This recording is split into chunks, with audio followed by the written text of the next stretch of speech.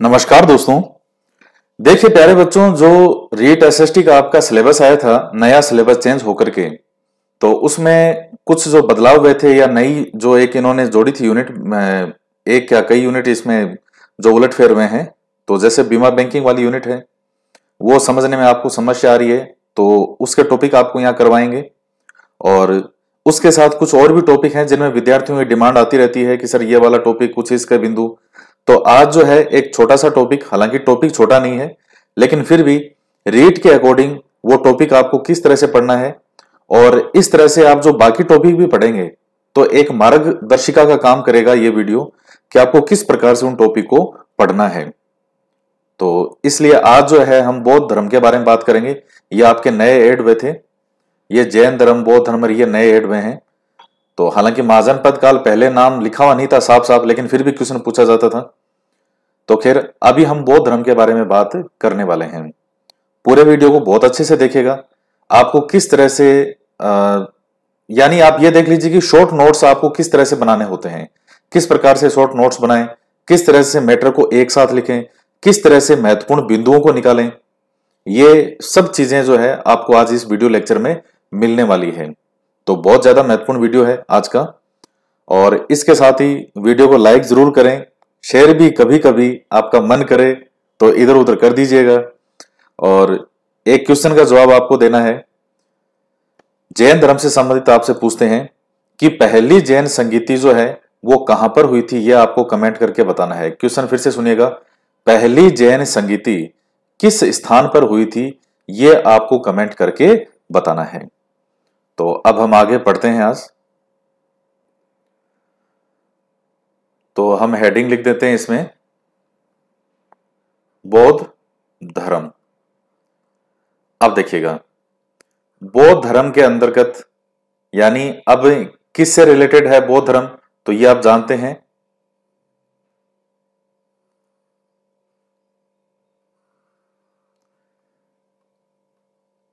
महात्मा बुद्ध से संबंधित है। अब आपसे क्या क्या पूछ सकता है इसमें, इस चैप्टर में बौद्ध धर्म में। तो महात्मा बुद्ध का जन्म जहां होता है वो स्थान, यानी जन्म कब हुआ, एक तो ये चीज, कहां पर हुआ वो स्थान आपसे पूछ सकता है। फिर और जो और भी इनसे रिलेटेड हैं, जैसे इनके माता पिता का नाम वो आपसे पूछ लेगा, इनका पालन पोषण किसने किया वो आपसे पूछ लेगा, इनकी पत्नी का क्या नाम था ये पूछ सकता है, पुत्र का क्या नाम था, ये चीजें आपसे पूछ सकता है। यानी सबसे पहला तो जो इनसे बायोडाटा से संबंधित चीजें हैं तो वो आपसे पूछ सकता है। इसके बाद में फिर कुछ घटनाएं हैं, जैसे कब कैसी क्या घटनाएं हुई कि इन्होंने पहले एक, जब कभी शहर पर बाहर निकले घूमने के लिए तो इनको एक बुजुर्ग व्यक्ति दिखा, एक बूढ़ा व्यक्ति नजर आया। फिर उसके बाद में एक बीमार व्यक्ति नजर आता है। फिर उसके बाद जो है वो इनको किसी का शव देखते हैं ये, और फिर एक सन्यासी इनको नजर आता है, और उसके बाद से इनका पूरी तरह से मन बदल जाता है।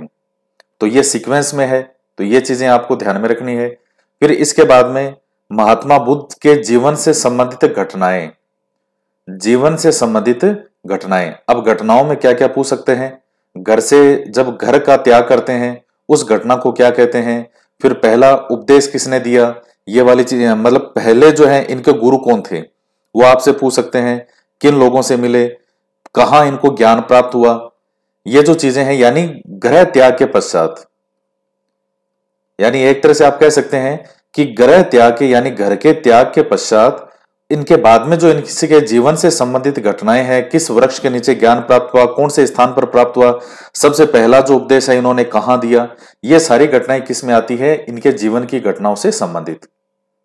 तो ये चीज मैं आपको क्या बता रहा हूं कि आप एक ही पेज के अंदर, एक पेज में या दो पेज के अंदर किस तरह से एक पूरे टॉपिक को सम्मिलित कर सकते हैं, और उसी प्रकार से क्वेश्चन पूछा जाता है। इसके बाद में लास्ट में हम बात करेंगे महात्मा बुद्ध के सिद्धांत से संबंधित। अब सिद्धांत में उनके अलग अलग कई तरह की चीजें आएगी। सिद्धांत में एक तो इनके पंचशील आपको पढ़ने हैं कि महात्मा बुद्ध के पंचशील कौन से हैं। इसके बाद में इन्होंने जो अष्टांगिक मार्ग बताया, अष्टांगिक मार्ग, उसके बारे में आपको ध्यान में रखना है। हालांकि पहले जो इनके 4 आर्य सत्य हैं वो तो मेन है ही, वो तो आपको पढ़ना ही है। 4 आर्य सत्य कौन कौन से हैं, तो वो 4 हम पढ़ेंगे इसमें। फिर पंचशील जो कई इनसे संबंधित हैं, अष्टांगिक मार्ग इसके बारे में हमें पढ़ना है। तो ये कुछ ये है सिद्धांत जो इनमें क्या क्या आता है, क्या क्या शामिल किया जाता है, क्या क्या शामिल नहीं किया जाएगा। और लास्ट में जो है वो आप यहां पर पढ़ेंगे, जो ये संगीतियां होती है, 4 बौद्ध संगीति हुई है, वो कहां कहां हुई, वो चीजें आपको इसमें पढ़नी है। अब आप अगर ये चीजें सारी पढ़ लेते हैं और एक पेज के अंदर शॉर्ट में इन चीजों को अगर आप बना लेंगे, तो आपका कोई भी रीट का जो क्वेश्चन है वो इस चैप्टर से यानी इस टॉपिक से बाहर नहीं जाएगा। तो जो चीज मैं समझाना चाह रहा हूं वो आप समझ गए होंगे कि किस प्रकार से नोट्स बनाने होते हैं, किस तरह से शॉर्ट में आप एक पेज के अंदर सारी चीजों को शामिल कर सकते हैं बिना कोई ज्यादा लंबा चौड़ा उनमें लिखे बिना।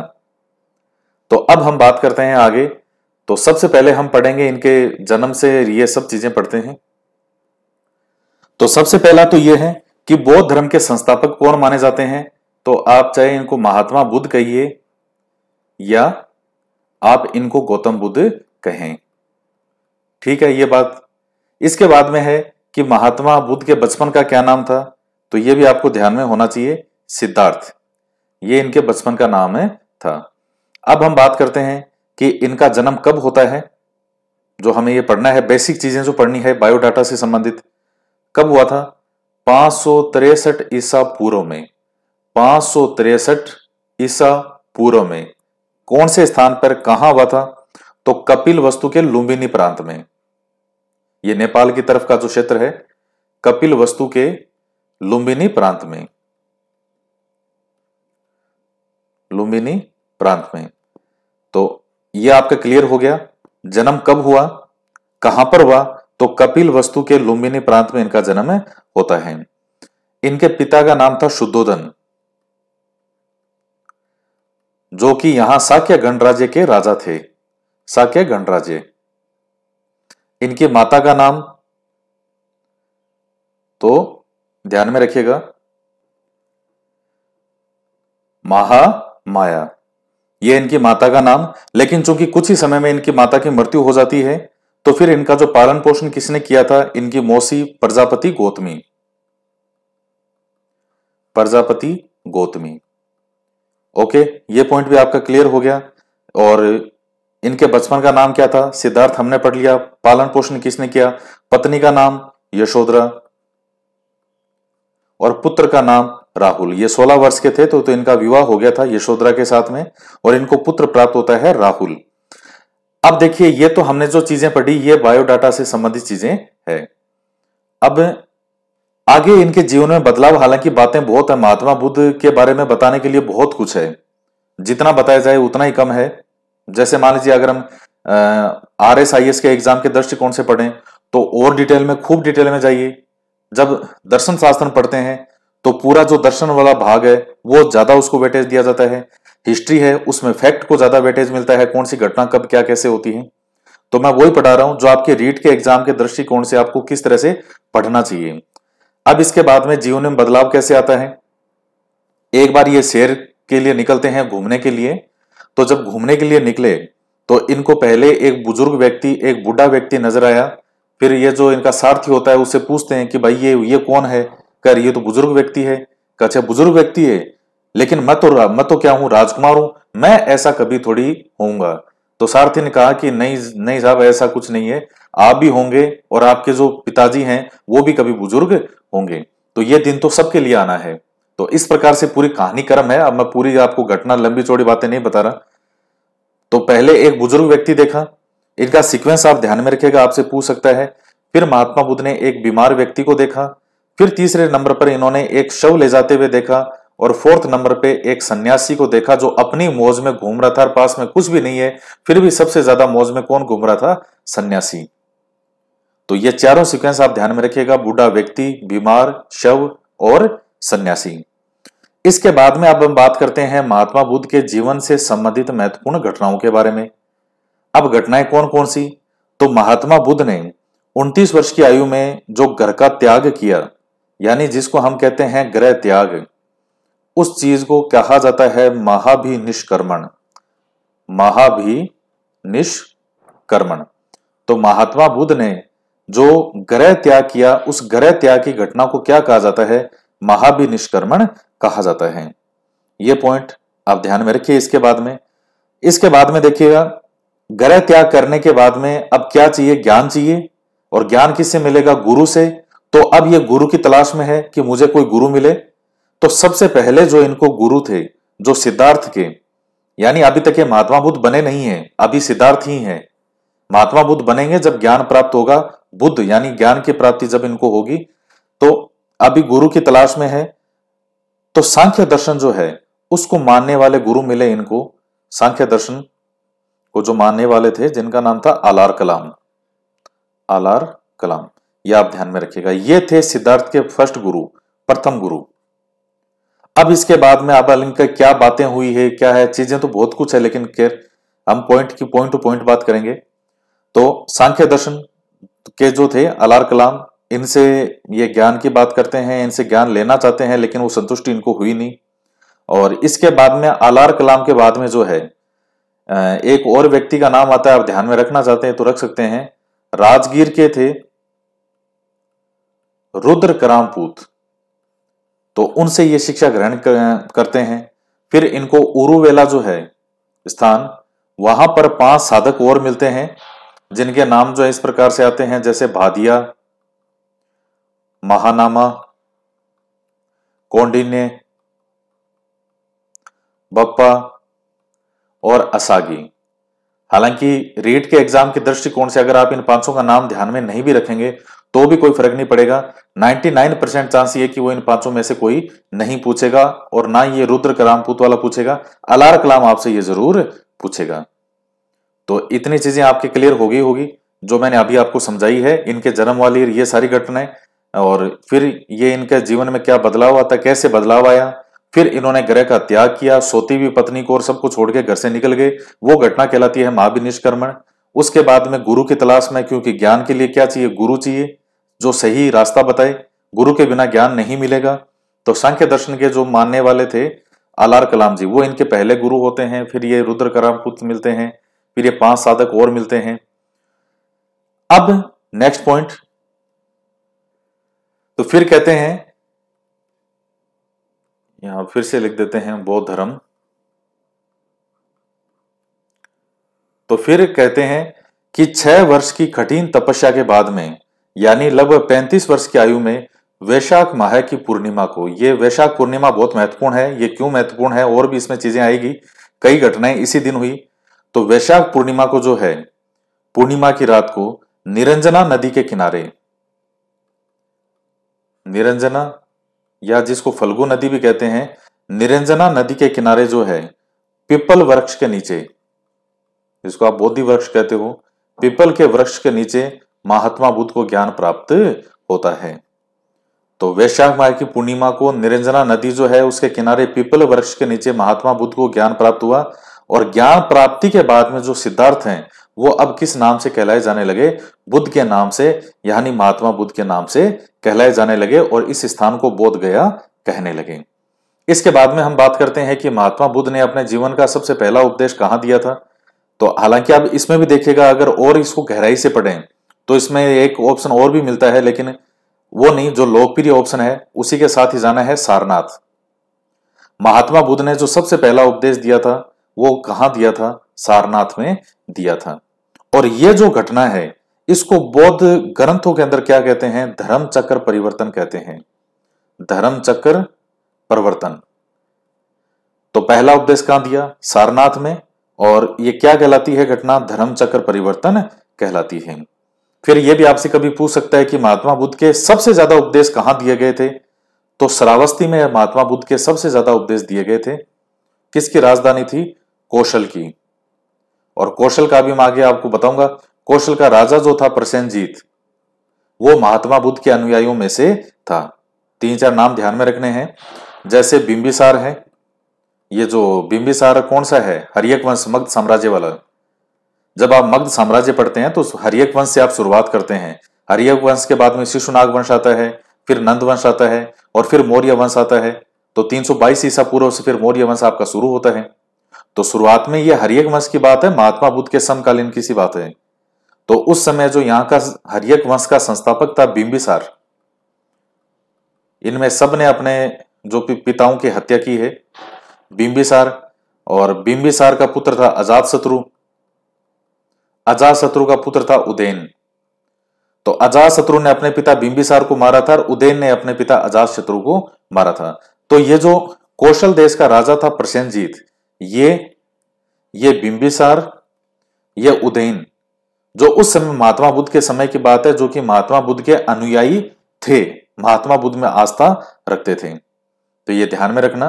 तो ये मैंने आपको बता दिया, सबसे ज्यादा उपदेश इन्होंने कहां दिए थे? श्रावस्ती में दिए थे। ये हो गए मेन पॉइंट। इसके बाद में हम बात करते हैं निधन। निधन को आप क्या कहेंगे यहां? दरअसल ये जो महापरिनिर्वाण कहते हैं, महात्मा बुद्ध का जो देहांत होता है वो घटना कहलाती है महापरिनिर्वाण। हालांकि निर्वाण वर्ड जो होता है इसका मतलब होता है बुझ जाना, यानी जो दुख रूपी जो चीजें हैं उसका बुझ जाना। तो महापरिनिर्वाण, तो महात्मा बुद्ध का जो देहांत है उस घटना को महापरिनिर्वाण कहते हैं। और कब की बात है ये? 483 ईसा पूर्व, 483 ईसा पूर्व में। कहां पर? तो उत्तर प्रदेश का जो देवरिया जिला है, यूपी के देवरिया जिले के अंदर एक स्थान पड़ता है कुशीनगर, तो वहां पर जो है महात्मा बुद्ध का यह निधन होता है, इनका देहांत होता है। तो ये जो है मेन बातें जो है वो सारी महात्मा बुद्ध के जीवन से संबंधित आपको बता दी मैंने। अब इसके बाद में और बात करते हैं कुछ पॉइंट पे। आप देखिएगा किस तरह एक वीडियो के अंदर, एक छोटे से वीडियो में हम पूरे महात्मा बुद्ध की जो बातें हैं सभी महत्वपूर्ण बातों को कंप्लीट करते हैं। अब महात्मा बुद्ध का जो ज्ञान, महात्मा बुद्ध ने जो भी ज्ञान दिया वो ज्ञान हमें कहां मिलता है? तो उसके लिए त्रिपिटक आते हैं, और ये बहुत जो है ये इसमें सबसे महत्वपूर्ण माने जाते हैं त्रिपिटक। त्रिपिटक कौन कौन से थे? यानी 3 पिटारा, और कौन सी भाषा में उपदेश थे महात्मा बुद्ध के? पाली भाषा में। तो वो त्रिपिटक हैं कौन कौन से? विनय पिटक, सूत पिटक, और लास्ट आता है अभिधम पिटक। तो तीनों का नाम ध्यान में रखिएगा, विनय पिटक, सूत पिटक और अभिधम पिटक। इनमें क्या है? महात्मा बुद्ध के उपदेश हैं। मेन बात यही है। अब जो बौद्ध संघ है, बौद्ध संघ में शामिल होने के लिए न्यूनतम आयु जो है वो कितनी थी? 15 वर्ष थी। और बौद्ध संघ में प्रविष्ट होने को क्या कहा जाता था? उपसंपदा कहते थे। बौद्ध जो संघ है उसमें प्रविष्ट होने को, प्रवेश करने को क्या कहा जाता था? उपसंपदा। फिर आपसे पूछ सकता है कि बौद्ध धर्म के त्रिरत्न कौन से हैं? तो ये त्रिरत्न आपको पता होना चाहिए, बुद्ध, धम्म और संघ। अब इसमें से सीधा सा पूछेगा निम्नलिखित में से बौद्ध धर्म का त्रिरत्न नहीं है, तो 3 नाम ये लिख देगा, बुद्ध, धम्म और संघ, और चौथा कोई भी अपनी तरफ से नया जोड़ के दे देगा। तो ये चीज आपको पता होनी चाहिए। इसके बाद में देखिएगा, अब बात करते हैं महात्मा बुद्ध के 4 आर्य सत्य। तो महात्मा बुद्ध ने जो 4 आर्य सत्य बताए हैं वो कौन कौन से हैं? आर्य का मतलब क्या होता है वैसे? श्रेष्ठ। तो कौन कौन से हैं? सबसे पहला है दुख, दूसरा है दुख का कारण, तीसरा है दुख का निवारण, और फोर्थ है दुख निवारण के उपाय।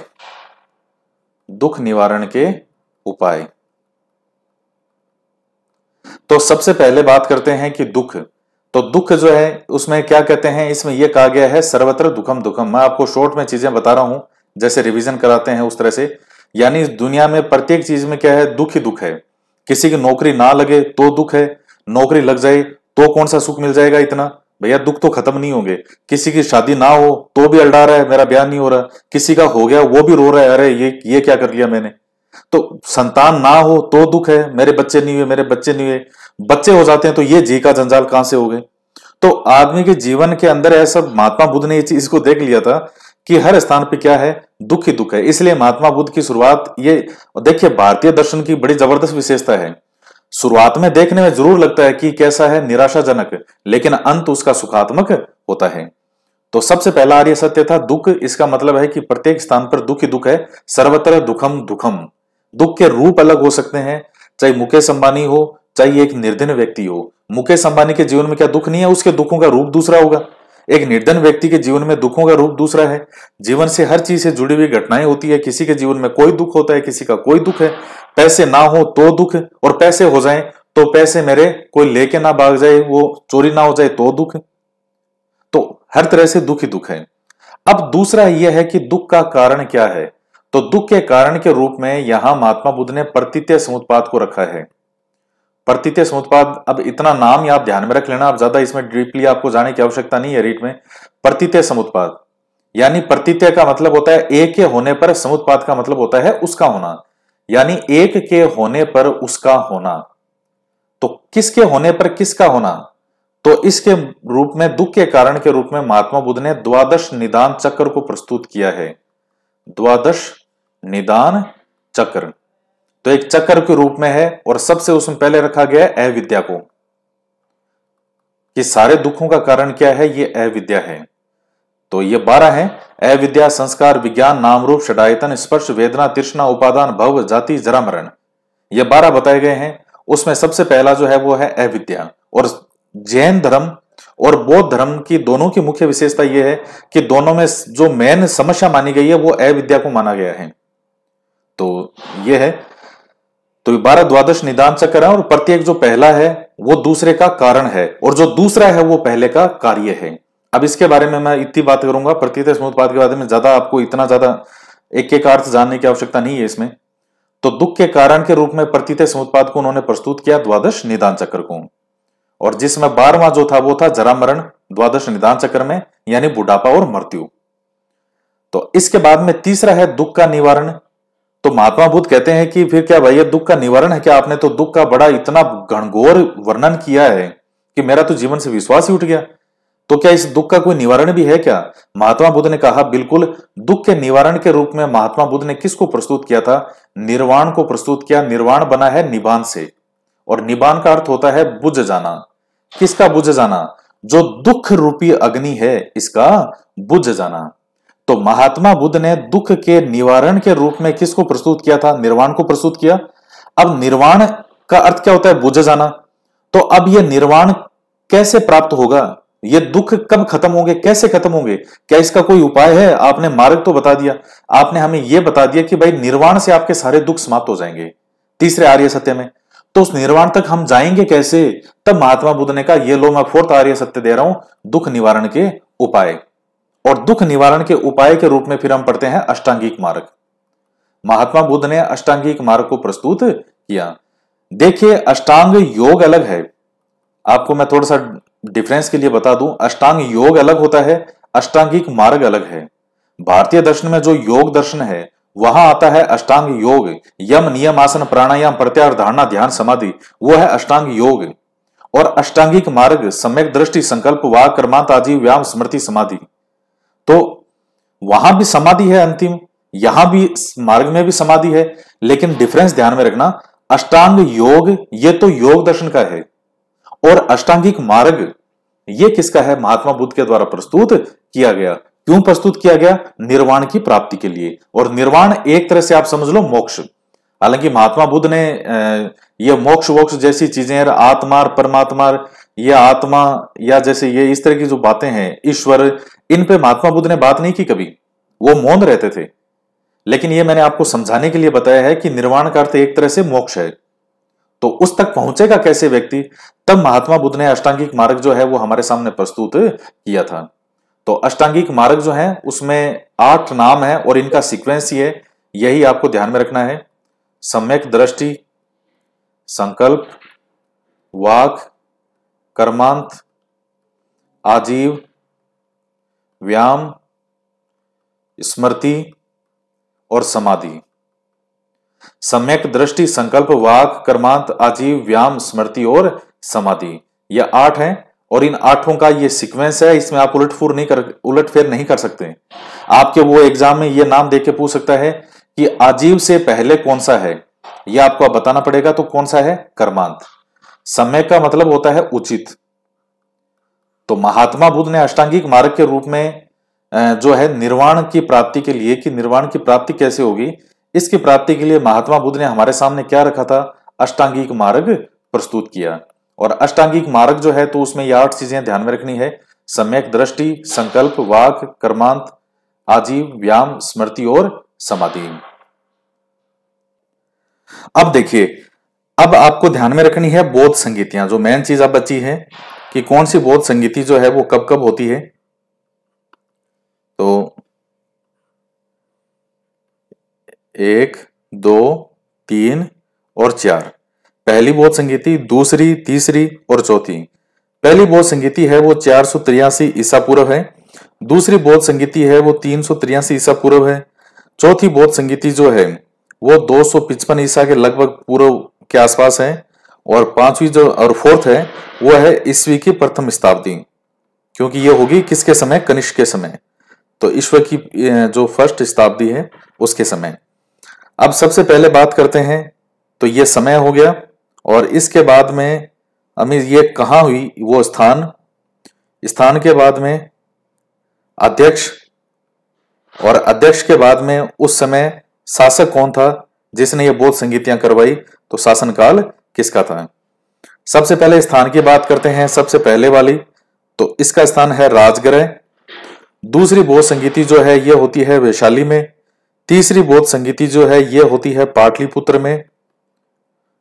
और देखिए, राजगृह जो है मगध साम्राज्य की जो शुरू में राजधानी होती है हर्यक वंश के समय, तो उस समय की राजगृह थी। फिर वैशाली, और तीसरी होती है पाटलिपुत्र में, और फोर्थ होती है कुंडलवन, कश्मीर कुंडलवन में। अब इसके बाद में बात करते हैं अध्यक्ष।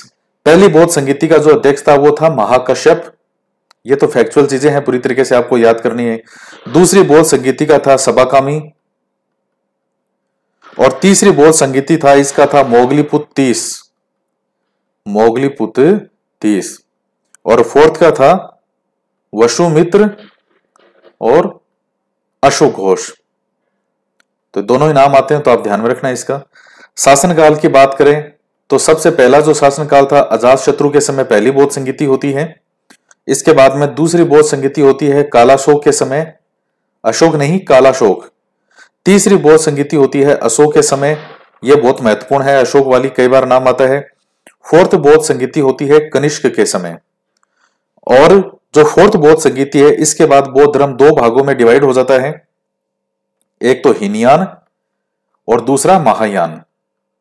तो महायान जो है उससे जुड़ा हुआ एक टर्म होता है बोधिसत्व, यानी अपने साथ साथ सभी का कल्याण करो, वो भावना है बोधिसत्व। इसलिए कहते हैं महायान, यानी बड़ी गाड़ी।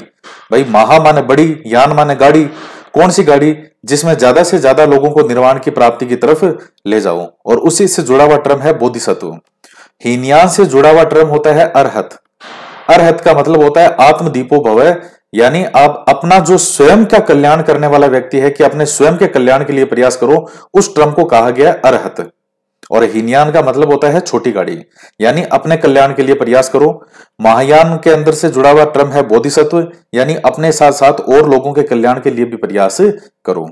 तो सीधी सी बात है, ज्यादा लोकप्रिय कौन सा होगा, महायानी होगा, क्योंकि ज्यादा से ज्यादा लोगों को इसमें जोड़ेगा वो, भाई हमारे साथ साथ आपकी भी मोक्ष की प्राप्ति हो। तो ये आप ध्यान में रखना है, ये चारों बोध संगीतियां हैं। पहला है 483 ईसा पूर्व, दूसरी है 383 ईसा पूर्व, चौथी है 255 ईसा पूर्व, और पांचवी पांचवी नाम आ रहा है, और चौथी है जो ईस्वी की पहली शताब्दी में। पहला जो है ये राजगृह है, दूसरी वैशाली में, पाटलिपुत्र और कुंडल वन। तो इसको कैसे याद करने की शॉर्ट ट्रिक है, राज ने वैशाली के पुत्र को कुंडल पहना दिए। राज ने वैशाली के पुत्र को कुंडल पहना दिए। तो इस तरीके से आप इसको याद कर सकते हो, और ये अध्यक्ष भी आपको याद हो जाएंगे, कोई भी ट्रिक बना लो। महाकश्यप, सबाकामी, मोगलीपुत 30 और वसुमित्र या अशोक घोष। और शासनकाल किसका था, पहला अजातशत्रु के समय होती है, दूसरी कालाशोक के समय, तीसरी अशोक के समय, और चौथी कनिष्क के समय। तो ये जो महत्वपूर्ण जितनी बातें थी हमने सब पढ़ी, जो बौद्ध धर्म से जुड़ी हुई चीजें थी। तो आशा है कि 90% यह चांस है कि आज जो आपको पढ़ाया है इसमें से क्वेश्चन आपका आ जाएगा, 90% तक चांस है। और बाकी जितनी भी महत्वपूर्ण बातें हैं मैंने सब इसमें शामिल करने का प्रयास किया है। एक 30 मिनट के वीडियो के अंदर पूरा आपको बौद्ध धर्म का बताया। तो आप इस तरह से नोट्स बना सकते हैं, जैसे मैंने आपको बताया, मैंने कोई पूरी लैंग्वेज नहीं लिखी, बस आप मेन जो चार्ट हैं, जो फैक्ट हैं, उनको फैक्ट के आधार पर अपना एक एक पेज के अंदर पूरी आपका नोट्स हो जाएगा। तो इस तरीके से आप इसको पढ़ सकते हैं। तो आज के वीडियो में इतना ही, और अगर ऐसे वीडियो आप और भी देखना चाहते हैं कि साहब रीट के लिए हमें बिल्कुल एक पर्टिकुलर पूरी तरह से अकॉर्डिंग टू एग्जाम हमें और भी पढ़ाओ, तो लिख के बताइएगा, कमेंट करके बताइएगा। और बीमा बैंकिंग वाली जो यूनिट है उसकी टेंशन आप नहीं लें, उसका वीडियो बना देंगे आपका, तो कोई ऐसी टेंशन वाली उसमें आवश्यकता नहीं है। बहुत आसान सी यूनिट है, आप पहली बार पढ़ रहे हैं इसलिए आपको वो थोड़ी मुश्किल लग रही है, बाकी उसमें मुश्किल जैसा कुछ नहीं है। तो आज के वीडियो में इतना ही, तो मिलते हैं नेक्स्ट वीडियो में। जय हिंद, जय भारत।